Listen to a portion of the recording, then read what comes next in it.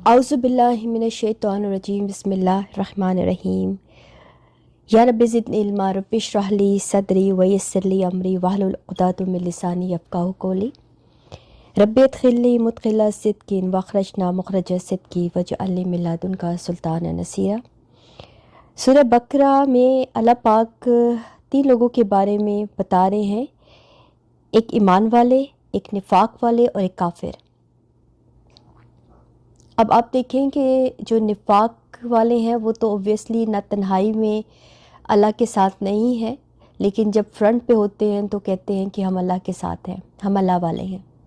آج دیکھیں ہمارا المیہ بھی یہی ہو گیا ہے کہ ہم لوگوں کے سامنے تو دین والے، اللہ والے بنتے ہیں، لیکن جب ہماری تنہائیاں آتی ہیں، جب ہمارے پرسنل میٹرز آتے ہیں تو ہم اس میں کیا رول پلے کرتے ہیں۔ تو دیکھنے کی بات یہ ہے، کیا ہم ویسے ہی ہوتے ہیں اپنے معاملے میں بھی جیسے ہم دوسروں کے معاملے میں ہیں؟ ہمارے لیے لینے کی بات اس آیت سے یہ ہے نا۔ اور پھر ایمان والے تو obviously ایمان والے ہوتے ہیں، اور کافر وہ جو انکار کرتے ہیں۔ تو اب پہلی جو سورہ بقرہ کی ان 3 لوگوں کی نفسیات کے بارے میں ہے، اور یہ نفسیات ہمارے ہاں، ہمارے اندر، ہمارے باہر، ہمارے ارد گرد پائی جاتی ہے، اور ہم نے یہ دیکھنا ہے کہ ہم کس نفسیات کے لوگوں میں رہ رہے ہیں، یا ہماری نفسیات کیا ہے، اور ہمیں کیسے اللہ والا بننا ہے، ہمیں کیسے نبی پاک صلی اللہ علیہ وسلم کے دین پہ چلنا ہے، جیسے انہوں نے اتباع کی ویسے ہم نے اتباع کرنی ہے آپ صلی اللہ علیہ وسلم کی، اور کوشش کرتے رہنا ہے۔ کوئی بھی متقی ایک دن میں نہیں ہوتا، کوئی بھی مومن ایک دن میں نہیں ہوتا، لیکن ہمیں ایٹ لیسٹ ہمیں وہ ایسے فالو کرنا ہے فٹ کو، نبی پاک صلی اللہ علیہ وسلم کے فٹ سٹیپس کو فالو کرنا ہے، جس سے ہم مومن بننے کے پورے اہل ہو جائیں۔ ہم اہل نہیں ہیں اب تک۔ پھر سورہ بقرہ کا دوسرا جو حصہ ہے اس میں ہماری ہسٹری کے بارے میں بتا رہے ہیں کہ ہمیں کیسے دنیا میں آئے، حضرت آدم علیہ السلام کیسے پیدا ہوئے، کیسے اللہ پاک نے ان کو تخلیق کیا، اور کیسے فرشتوں سے کہا کہ آپ کو سجدہ کریں۔ اب دیکھیں یہ جو فرشتے ہیں یہ ہمارے ارد گرد ہر وقت موجود ہیں، اور ہم جو کر رہے ہیں وہ ان کو نوٹ ڈاؤن کر رہے ہیں، انہیں ہمارے لیے مسخر کیا ہے اللہ پاک نے۔ اب وہ سجدے کرنے کا مطلب یہ تھا کہ یہ ہمارے لیے معاون اور مددگار ہوں گے اگر ہم مومن ہیں، اور یہ جب تک ہم اس دنیا میں ہیں وہ ہمارے لیے لشکر ہیں اللہ کی، ہماری مدد کے، جو ہر چیز ہماری دیکھ رہے ہیں، نوٹ کر رہے ہیں، ریکارڈ کر رہے ہیں، اور اللہ تک پہنچا رہے ہیں۔ اور اس کے بعد جو تیسرا حصہ ہے وہ ہے خرچ کرنے کی آیتیں، کہاں خرچ کرنا ہے، کن پہ خرچ کرنا ہے، کب خرچ کرنا ہے، اور خرچ کرنے والوں کی اللہ تعالیٰ کتنی، صدقہ خیرات کرنے والوں کی اللہ کتنی قدر کرتا ہے، اور اللہ پاک ان کو کتنے گنا 100 گنا زیادہ ان کو اجر عطا کرتے ہیں۔ اور کچھ معاملات ایسے ہوتے ہیں، کچھ خاص رشتے ایسے ہوتے ہیں جن پہ خرچ کرنے کا ثواب بنسبت عام لوگوں کے زیادہ ہوتا ہے۔ ان کو لرن کرنا ہے کہ کہاں خرچ کرنا ہے، کب خرچ کرنا ہے، اور خرچ تنگی میں بھی کرنا ہے، کشادگی میں بھی کرنا ہے۔ اب یہ نہیں کہ اگر آج ہمارے حالات تنگ آ گئے ہیں تو ہم لوگوں کے اوپر خرچ کرنا چھوڑ دیں، نہیں، جتنی آپ کی استطاعت ہے آپ کریں، لیکن اللہ کی راہ میں خرچ کرنا اور کرتے رہنا یہ ہر مسلمان مومن پہ فرض ہے، کیونکہ یہ اللہ کے راستے میں ہے، چاہے کھجوری کیوں نہ ہو، لیکن اللہ کو صدقہ اور خیرات دینے والے لوگ بہت پسند ہے۔ چوتھا عمل جو ہے وہ حضرت ابراہیم علیہ السلام کے جو حصہ ہے وہ حضرت ابراہیم علیہ السلام کے امتحان کے بارے میں ہے، کہ حضرت ابراہیم ہمارے جد امجد ہیں، اور جب ان پہ امتحان آئے تو انہوں نے کیسے رسپونڈ کیا۔ آج ہم پہ امتحان آتا ہے تو ہم کیسے ریئیکٹ کر جاتے ہیں۔ تو حضرت ابراہیم جو یکسو تھے، فوکس تھے، اور اللہ پاک کے اوپر پورا ان کو بھروسہ تھا، تو وہ جب ان کے اوپر ٹیسٹ آئے تو انہوں نے کیسا رسپونڈ کیا اللہ پاک کو، کیسے دعائیں کی، کیسے ان ٹرائل سے نکلے، کیسا ان کا ٹرسٹ تھا، کیسا اللہ پاک کے اوپر ان کا بھروسہ تھا، اور حسبنا اللہ و نعم الوکیل، اور کیسے وہ اپنے ان سارے ٹرائل سے گزرے ہیں۔ یہ ہم سب کو پتہ ہے کہ سب سے مشکل ٹرائل اولاد کا ہوتا ہے، اس سے زیادہ بڑی کوئی تکلیف نہیں ہے کہ جب آپ کی اولاد آپ کی فرما بردار نہ ہو اور آپ اللہ کے حکم کی خاطر ان کو چھوڑ دیں۔ آج کل ہمارے لیے تو یہی ٹرائل ہے نا، کہ ہماری اولاد اگر نافرمان ہے تو ہم ان کا ساتھ دینے لگ جاتے ہیں، ان کی غلطیوں پہ پردہ ڈالنے لگ جاتے ہیں۔ اتنی سی قربانی ہم نہیں دے رہے کہ ان کو ہم یہ بتا دیں کہ یہ غلط ہے، یہ صحیح ہے۔ تو وہ کہاں، وہ کہ حضرت اسماعیل کو ذبح کر رہے ہیں اللہ کی خوشنودی کے لیے۔ جب کبھی ہماری محبتیں اللہ کے مقابلے میں مال سے، اولاد سے، اور اپنے جان سے زیادہ ہوتی ہے تو پھر اللہ پاک ہمیں ٹرائل میں ڈال دیتے، اور پھر ہمیں پرکھا جاتا ہے کہ آیا یہ محبت مجھ سے زیادہ ہے یا ان چیزوں سے، مال سے اور اولاد سے زیادہ ہے۔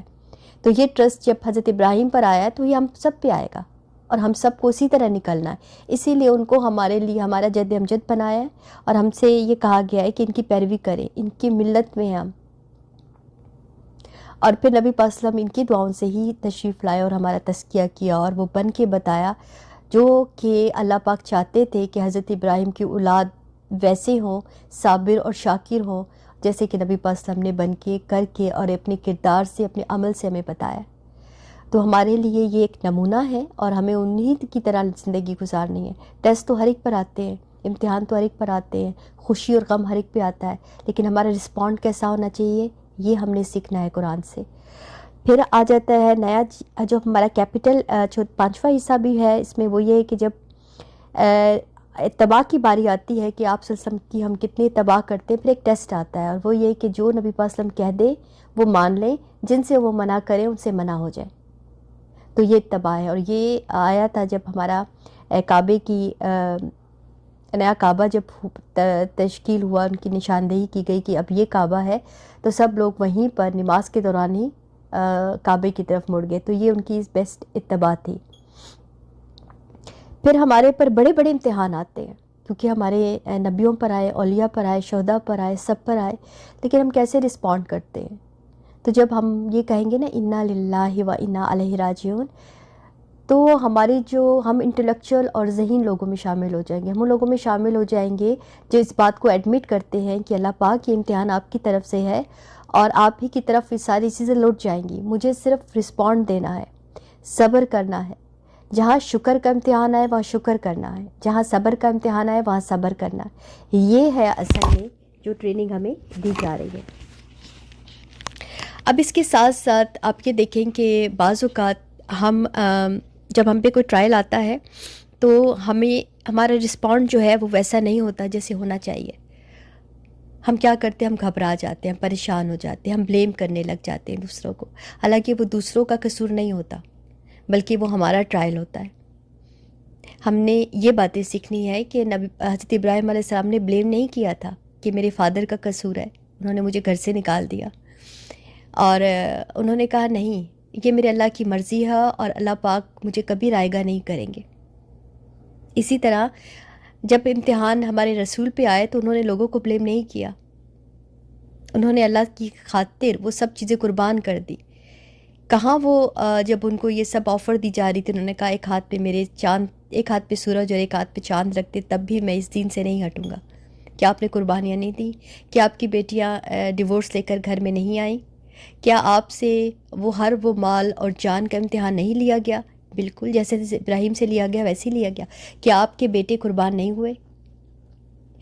یہ سب ٹرائلز گزرے، لیکن آپ یہ دیکھیں کہ ان کا رسپونڈ کیا تھا۔ وہ اللہ سے رجوع کرتے تھے، بار بار اللہ کی طرف پلٹتے تھے، بار بار اللہ سے دعا مانگتے تھے۔ ہمارا بھی یہی رسپونڈ ہونا چاہیے کہ ہم اللہ سے دعا کریں، اللہ سے مدد مانگیں، تو صبر بھی آ جائے گا اور ہم شکر گزار بھی ہو جائیں گے۔ پھر اسی طرح کچھ دعائیں ہیں سورہ بقرہ میں جو ہمیں یاد کرنی چاہیے، زبانی ہمیں پڑھنی چاہیے، اور وہ دعائیں اللہ تعالیٰ سے بار بار مانگنی چاہیے، جس میں صبر کی دعائیں ہیں، جس میں آخر میں سورہ بقرہ کی دعائیں ہیں۔ یہ ساری دعائیں جو ہیں یہ ہمیں اللہ سے کنیکٹ کرتی ہیں۔ ربنا آتنا فی دنیا حسنۃ وفی الآخرۃ حسنۃ وقنا عذاب النار بہترین دعا ہے کہ دین اور دنیا کو بیلنس کیسے رکھنا ہے، اعتدال میں کیسے رہنا ہے، اور اللہ سے کیسے اعتدال کی دعا مانگنی ہے۔ بیسکلی یہ ہمارے لیے یہ جتنی بھی گھرانے ہیں نا، 3 گھرانوں کی یہاں پر تربیت، ٹریننگ اور اللہ کے متقی ہونے کا بتایا گیا۔